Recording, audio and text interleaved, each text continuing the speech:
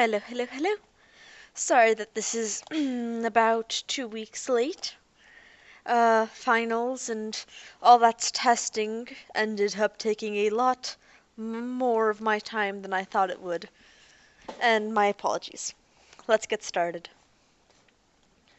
Chapter 6 On the Run. His legs burned painfully and his back felt oddly stiff as he tried to hurry down the hallway. She was already ahead of him now and pulling him, rather than reverse. Behind them, Euler was hesitating, his decision-making slowed by Derek's accusation. Ariel pulled Derek around a corner and down another hallway. "They've been reprogrammed," Derek called to her, panting. "They must have been. If the robots had evolved new priorities themselves, they would still have the same personalities." "Shut up! Come on!" She turned around another corner. Derek stumbled after her, forcing his legs to stretch out. "Look for an elevator." They skidded around another corner, trying to gain traction on the clean, polished floor. Her grip had slid to his hand, and their arms were fully outstretched as she pulled him along after her. She turned another corner, continuing a zigzag pattern. "Do you know where you're going?" Derek asked, as quietly as he could. Ariel slowed to a halt at another intersection of hallways. No pursuit was evident yet, but in a building this size, the supervisors could certainly marshal a large number of function robots to detect their presence. Some humanoid robots would undoubtedly be around to join the chase also. "No, I don't know where I'm going," she said. Derek looked behind them and down the 4 hallways that met where they were standing. "Where is everybody?" He gritted his teeth against the panes, shooting through his legs and his teeth. "Come on!" Ariel started again, then noticed he was still looking down the other hallways. She leaned back to grab his hand and pulled him after her. They turned several more corners, always looking for doorways or main hallways. "There!" Ariel shouted as they rounded one corner. "Isn't that an elevator?" "Worth a try!" he gasped, wheezing as his chest heaved for air. "Hit the button. I think we're in real trouble." They waited anxiously, looking behind them as they waited. At last the door opened, and again the elevator was empty. They got inside, and Ariel hit the bottom button. Derek fell back against the wall for support and closed his eyes. "I hope nobody's waiting for us when the door opens." "What did you mean, we're in real trouble?" "Two things. The way Euler acted, I think Avery reprogrammed all the supervisors while we were gone. That means the whole city's operating under different rules. I'm also guessing that as soon as our presence was reported in Euler's postronic brain, the central computer reported right to Avery, wherever he is. Then why isn't anyone chasing us? I'm afraid he's ordered hunter robots after us, and the others are simply staying at their regular duties." The elevator door opened into dim light. No one was waiting for them, however. Derek stepped out first, looking around. They appeared to be in a small tunnel stop. In most of the others, the multiple tracks were visible from the loading area. Here, a wall isolated the siding, keeping it out of the sight of travelers passing on the main trunk. Derek edged toward the siding and looked around. He could feel the rush of air moving past him from one side to the other as it blew in from the main tunnel. Ariel followed him. "I pushed the wait button," she said. "They won't be able to call this elevator back up."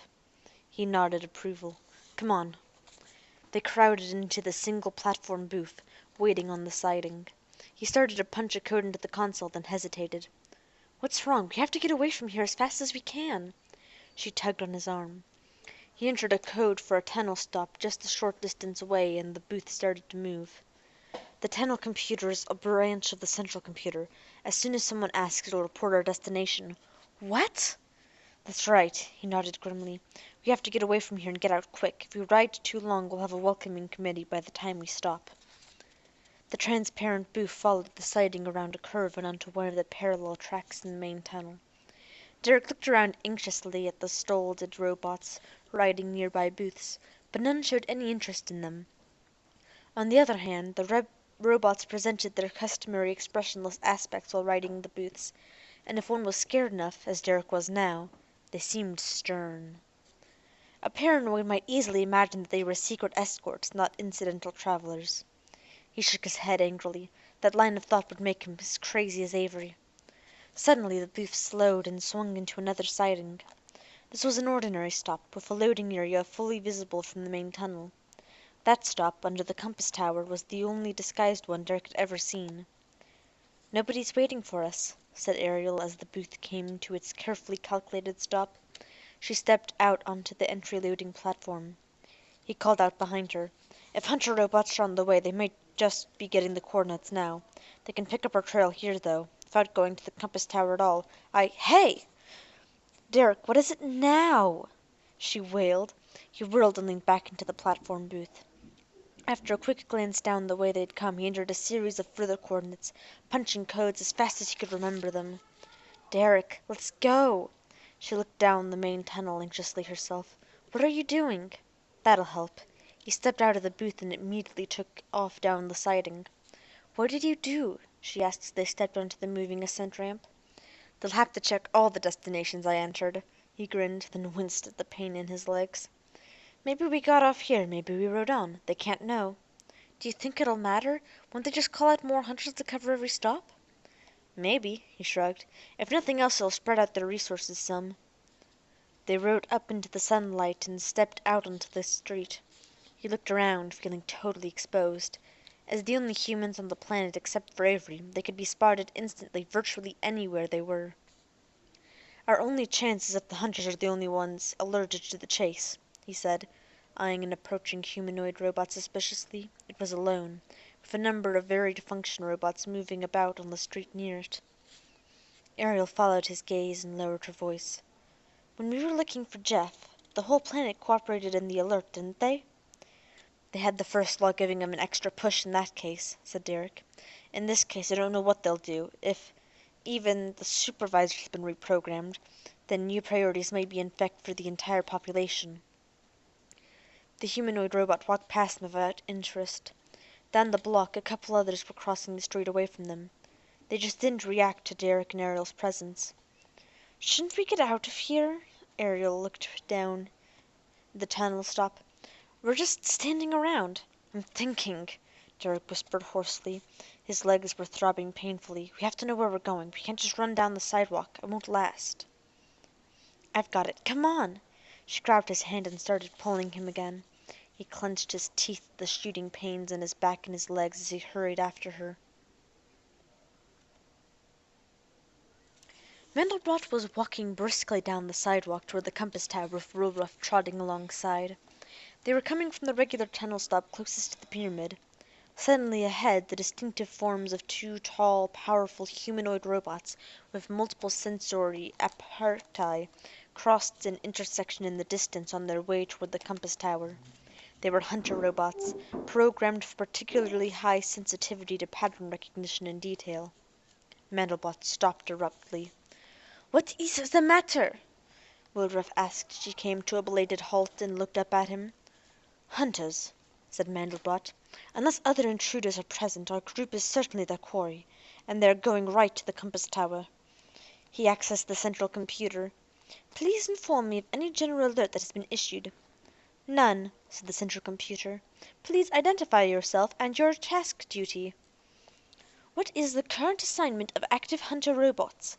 Mandelbrot guessed that he could risk one suspicious question before the central computer would start a trace on his transmission. "Identify yourself and your duty task," the central computer repeated. Mandelbrot broke the link.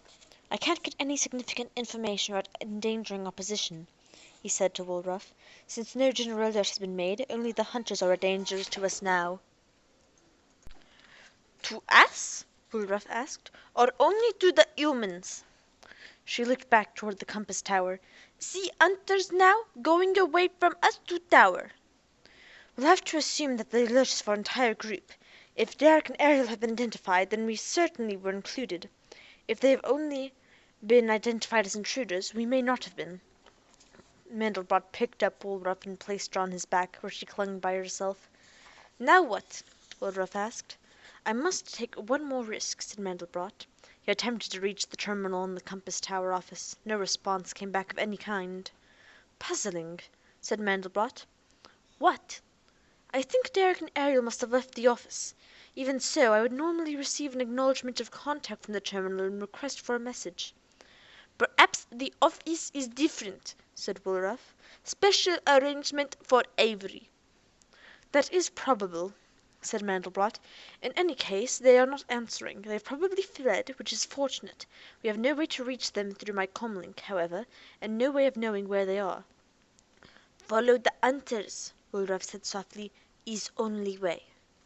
Mandelbrot nodded agreement. As long as they do not become aware of us. Mandelbrot took Woolruff to a slide-walk, and they rode up to an overpass near the compass tower. It gave them a view of the front of the compass tower and several of its many sides. They could not watch every side, but this was a reasonable start. Before long, 5 hunter robots appeared from the front entrance of the compass tower. 2 of them immediately headed for the tunnel stop that Mandelbrot and Woolruff had just used. Another pair mounted a slidewalk and took a path roughly at a right angle to the previous pair. The last hunter remained on the stationary sidewalk, with the right angle formed by the 2 routes of pairs. "Good news," said Mandelbrot. "They have not caught their quarry, nor are they confident of doing so immediately." "Bad news," hissed Woolruff. "They know what direction to look in. We must hurry or we'll lose them." "Granted."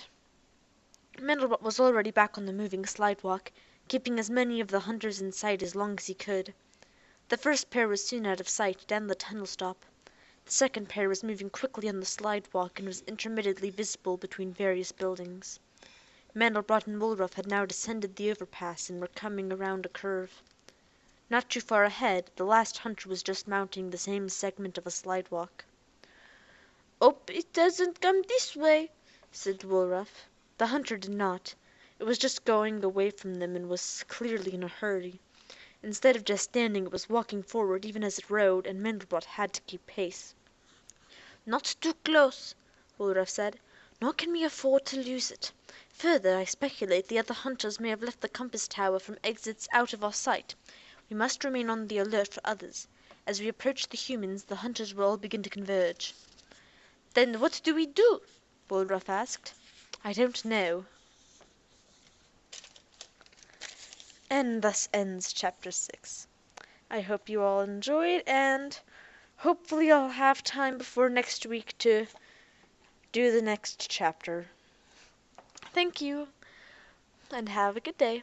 Bye!